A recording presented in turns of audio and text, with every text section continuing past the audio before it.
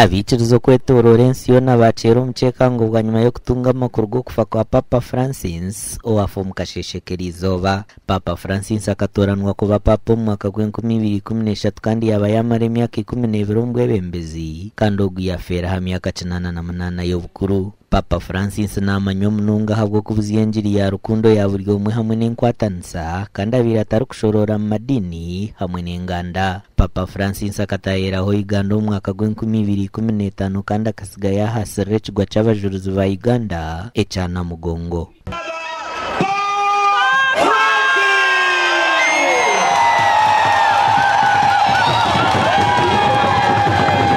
Twaganiraho na bamwe mu bebembezi baho mu cyanga cya Ankole abatayireho Papa omu Roma. Papa Francis kwiha 2015 mu bugine mirundena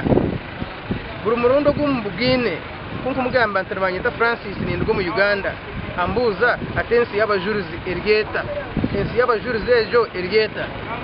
engeri yabe nakigamba no kuyabe nakigamba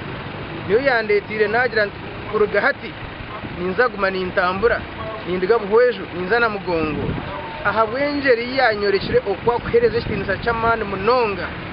abajuruzi ba Uganda kandi nyowe omugisha ogumbwire ngwe mirundi 3 omumagara ganje nkwasira mu ngaro za Papa omukuramagwe kanje okuza Roma.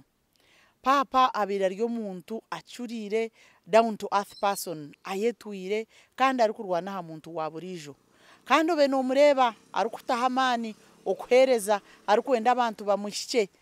nyowe chinkwijuka omu covid omuntu rwanje go kubanza kuzayo tukabantu mangu Papa taraturebe na naba kumutebekanisiza bakutugira ngo tubaru kumanya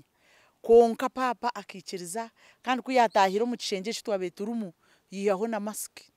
nitushasha munonga twashasha munonga n'abakurasi ba Kristo bona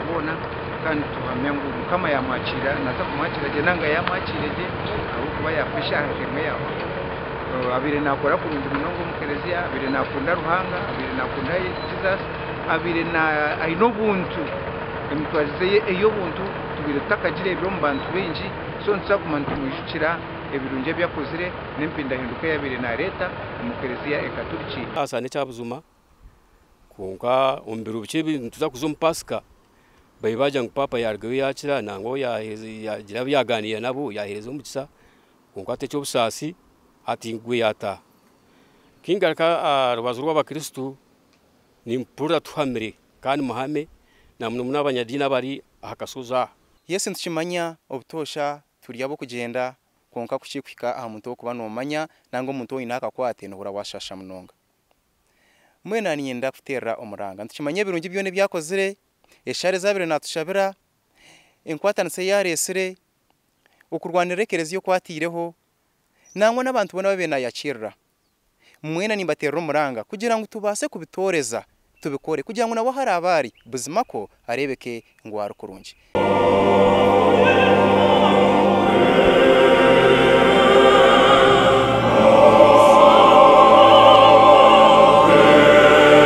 Papa Francis akazarwa mu mwaka gwa 1936 mu ihanga rya Argentina yatunga ubusasorodoto mu mwaka gwa 1949 aho yakozire imirimo itari yemwe n'imwe mu Kereziya Katuruka kandi akabahisha barisa witware rya Buenos Aires mu ihanga rya Argentina mu mwaka gwa 1998 yahindura Cardinal mu mwaka gwa 2021 kandi aha 2013 byo kwezi kwa kashatu mu mwaka gwa 2013 akatoranwa kuba Papa bwa nyuma yo wabira Papa ubwirobwe Papa Benedicto w'16 kurekura ahabwa TV West nde era akiza.